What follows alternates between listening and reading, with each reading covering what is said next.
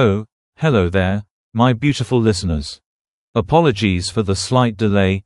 I had to slay a dragon and make it back in one piece. Now, let's dive right back into the story. This is the continuation of Chapter 1 Part 1 of The Green Lightning.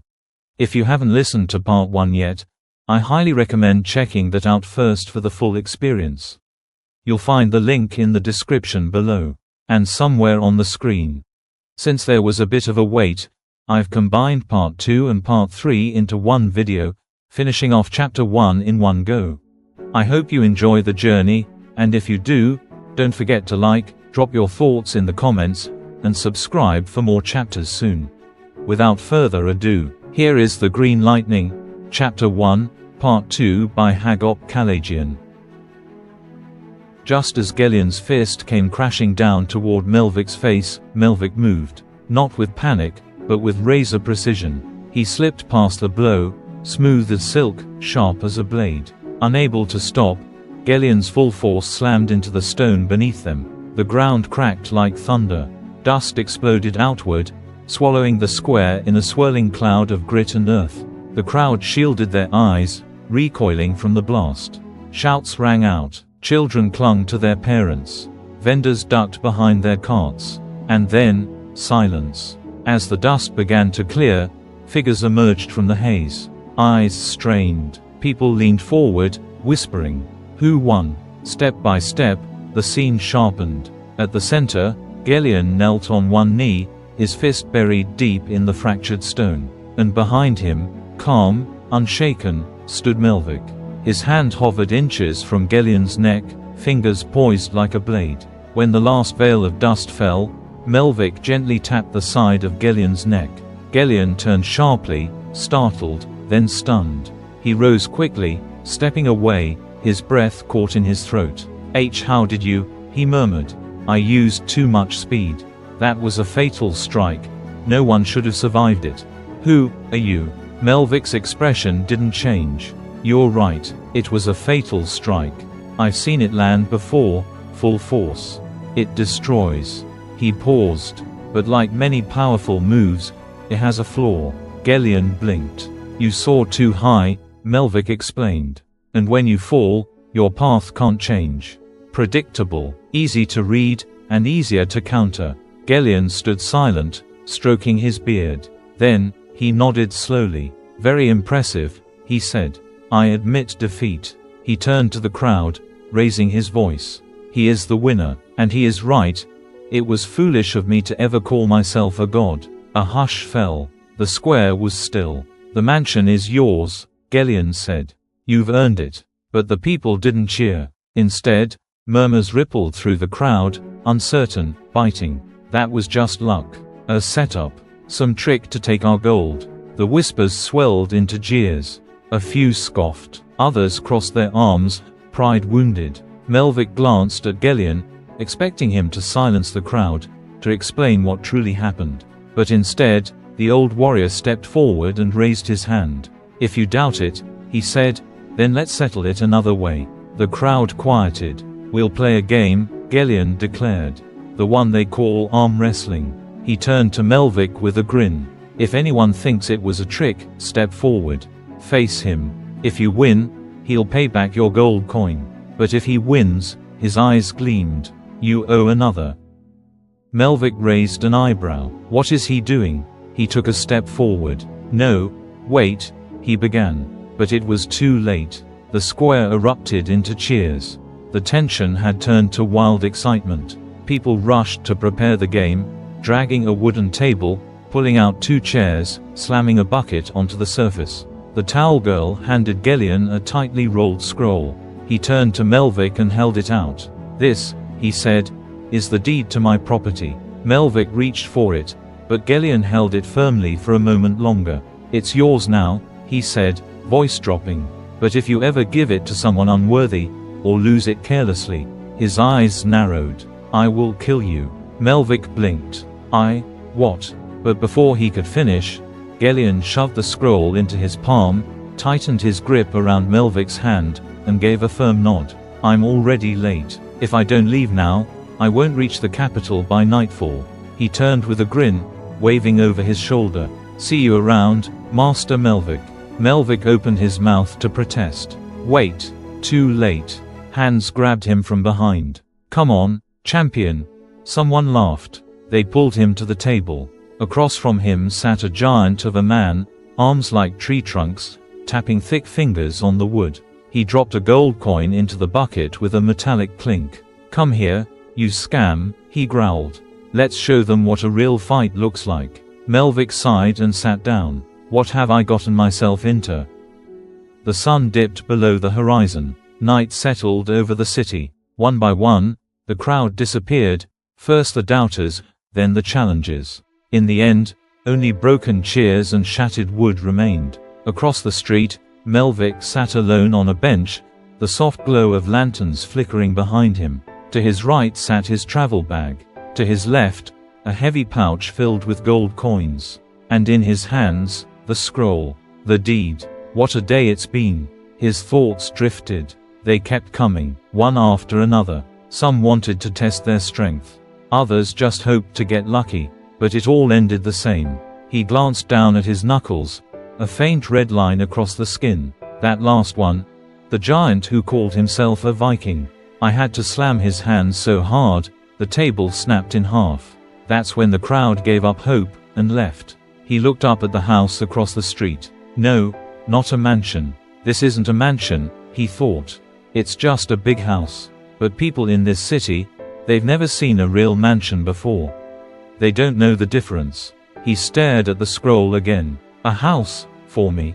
His gaze dropped. And then, something stirred within. A flash. Flames. Screams. A woman clutching a child in her arms, running through fire. A deep voice like thunder.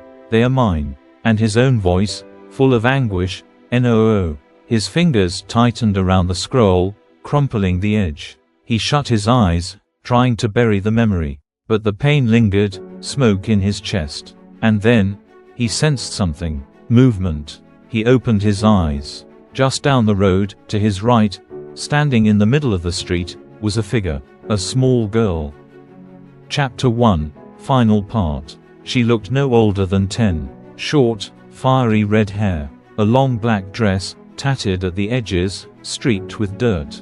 But the darkness of the fabric masked most of the grime. She stood perfectly still, watching him. Melvic straightened slowly, eyes narrowing. She didn't move. She didn't speak, only clutched a worn teddy bear tightly to her chest. He stared at her for a long moment. No fear in her eyes. No expression at all. He shifted slightly, then spoke. Are you lost, little girl? Where are your parents? Silence. He sighed, reached down, and carefully tucked the scroll back into his travel bag. Then picked up the pouch of coins resting beside him on the bench. Come here, he said gently, motioning with a hand. She obeyed, slowly, each step deliberate. When she reached him, she stopped just a few feet away. Still no words. Still no expression. Melvic looked her over again. She was thin, frail, probably hadn't eaten in days. You know what? He said, holding out the coin pouch. Take this. You could eat for weeks. Maybe longer. I don't need it. She looked at the pouch. Then up at him. She didn't move. Didn't even blink. Just stared at him. Like the offer meant nothing. Like she didn't understand what it was for. Or what to do with it. Melvic's brow tightened slightly. He set the pouch back down on the bench. Very well. Suit yourself, he muttered, rising to his feet. He turned and began to walk away. But then, help me, please.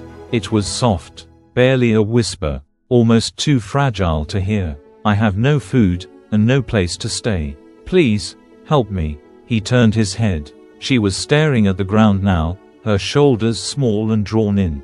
Her voice trembled. But Melvic's tone stayed distant. Girl, I can't help you. You need to find an orphanage. Or someone in the city guard. She lowered her head even more. And then, just loud enough to hear, you're just one of them. He paused. One of whom? He asked. But before the question finished leaving his mouth, his hands moved. Fast, precise. He caught them mid-air, two thin daggers, thrown in silence. Their hilts now rested in his palms, their sharp tips inches from his chest. He looked up. The girl's eyes were wide, not with fury, but shock. How did you do that? She whispered. Before he could answer, she hurled the teddy bear at him. Melvick dropped the daggers and caught the bear by instinct, still watching her. Okay, calm down, little girl, I just. But then, the words died in his throat. The teddy bear twitched in his hands. Its stitches pulsed faintly, like veins under skin. And then, it moved. He flinched, flinging it away from his chest. The bear hit the ground and began to grow. Its limbs stretched unnaturally, fur darkened, claws split through once soft cotton paws. Its stitched mouth tore open, revealing rows of jagged, yellowed teeth. Within seconds, it had become a monstrous beast, 7 feet tall on all fours, hunched with muscle and menace. It slammed its paws to the cobblestone with a thunderous thud, and roared, a deep, feral sound that shook the night. Melvick's eyes narrowed. The girl stood behind the beast, her arms still curled around empty air where the teddy bear had once been. Her face was no longer blank. It was sharp, focused, cold. Melvick studied the creature carefully. What is this? Witchcraft? His gaze shifted to the girl. No, not a witch. Maybe a summoner, but that didn't add up. Summoners don't awaken their first bond until they're 25. She's barely 10. His eyes returned to the beast. And that bear, it looks like a Palavishan breed. Mountain-born, but darker, bigger, twisted, or trained.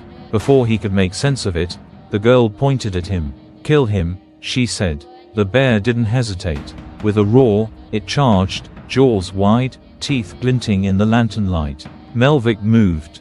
In a blur, he dashed forward as the beast lunged into the air.